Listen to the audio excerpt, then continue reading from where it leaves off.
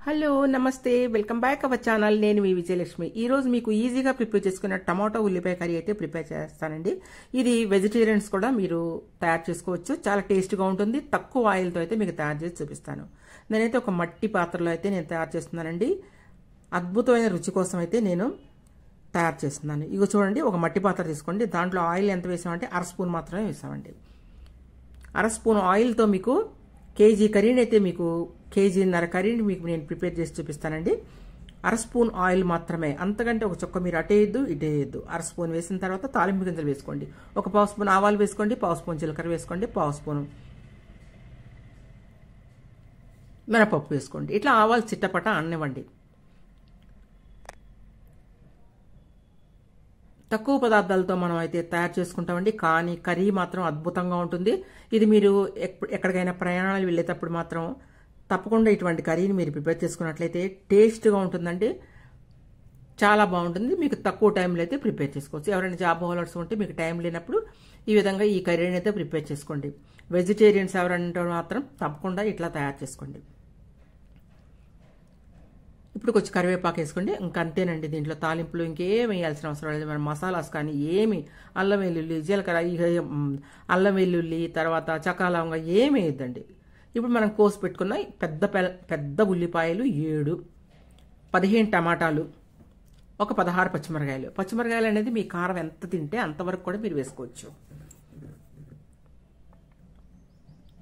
మీరు ఎంత తింటారో అనేది మీ ఇష్టం నేనైతే ఒక 16 వరకు వేశాను ఇది మీకు కేజీ కంటే ఎక్కువగా ఉంటాయండి ఈ ముక్కలన్నీ అంత కర్రీలో మీకు అర స్పూన్ ఆయిల్తో అయితే మీరు ప్రిపేర్ చేసుకుంటున్నారు గుర్తుపెట్టుకోండి డైటింగ్ చేసేవాళ్ళు కానీ ఎవరైనా సరే ఇలా చేసుకోండి తక్కువ ఆయిల్తో అయితే మీరు ప్రిపేర్ చేస్తున్నారు మనం బయటికి ఎక్కడైనా ప్రయాణాలకు వెళ్ళినప్పుడు కూడా దాహం అలా వేయకుండా ఇటువంటి కర్రీస్ని మనం చేసుకున్నట్లయితే మనం ఆయిల్ ఎక్కువ తినకుండా ఆరోగ్యంగా ఉంటుంది మనకు దాహం కూడా ఎక్కువ వేయదు ఇప్పుడు సాల్ట్ అయితే నేను కళ్ళుప్పు అయితే ఒక టేబుల్ స్పూన్ వరకు వేస్తున్నానండి ఇంకా దీంట్లో వేసేది ఉప్పు పసుపు అంతేనండి పసుపుకు పావు స్పూన్ మాత్రం యాడ్ చేస్తాను ఇంకా అంతేనండి దీంట్లో మీరు ఏం వేయద్దు లాస్ట్ కొత్తిమీర కూడా మీరు వేయొద్దండి ఈ కర్రీని ఇలాగే మగ్గనివ్వండి లాస్ట్ వరకు కూడా కాకపోతే మీడియం ఫ్లేమ్లో కానీ సిమ్లో కానీ పెట్టుకొని మీడియం టు సిమ్ వరకు పెట్టుకొని మీరు ఈ కర్రీని లాస్ట్ వరకు ఇలా వండుకున్నారంటే మాత్రం చాలా అద్భుతంగా అయితే ఉంటుంది నమ్మండి నన్ను ఈ కర్రీని మీరు తప్పకుండా అయితే ప్రిపేర్ చేసుకొని తిని ఎలా ఉంది అనేది నాకైతే కమెంట్ చేసి అయితే చెప్పండి ఇది మీరు దేంట్లో తిన్నా బాగుంటుందండి రోటీలో కానీ పూరీలో కానీ లేకపోతే నేనైతే మాత్రం పులిహారలో ప్రిపేర్ చేస్తున్నాను ఇప్పుడు దీన్ని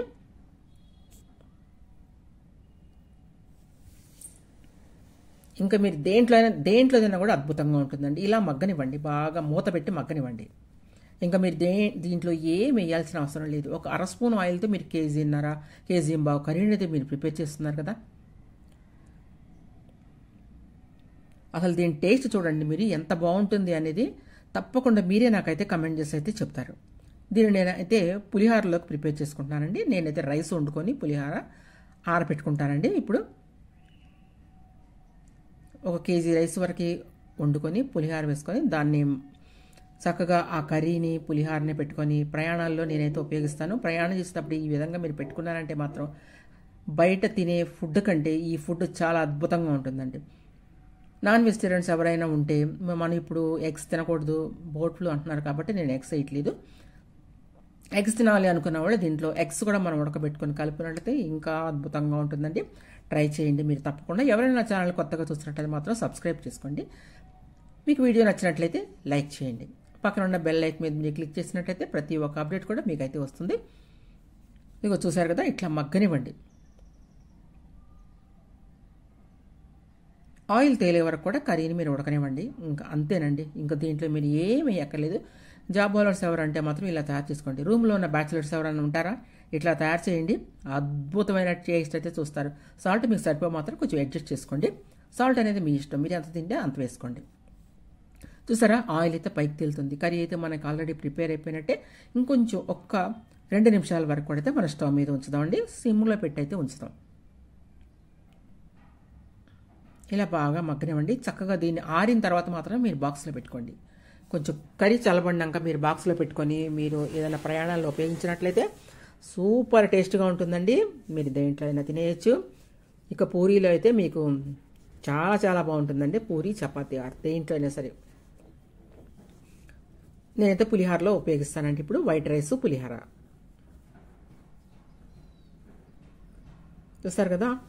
రెడీ అయిపోయిందండి. కొంచెం మగ్గనిచ్చి 1 minute మీరు ఇంకా కర్రీని అయితే స్టవ్ బంద్ చేసుకోవచ్చు. చూసారు ఎంత ఈజీగా ఉంది, తక్కువ వేశారు, తక్కువ ఆయిల్తో మీరు చేసుకున్నారు, ఆరోగ్యంగా ఉంది, టేస్టీగా ఉంటుంది, ఈజీగా ప్రిపేర్ చేసుకోవచ్చు. అంతేనండి, అయిపోయింది. మీకు నచ్చిందా ఈ కర్రీ? ఇంత ఈజీ కర్రీ మీకు నేను చూపించానండి. తప్పకుండా అయితే మీరు ప్రిపేర్ చేసుకోండి.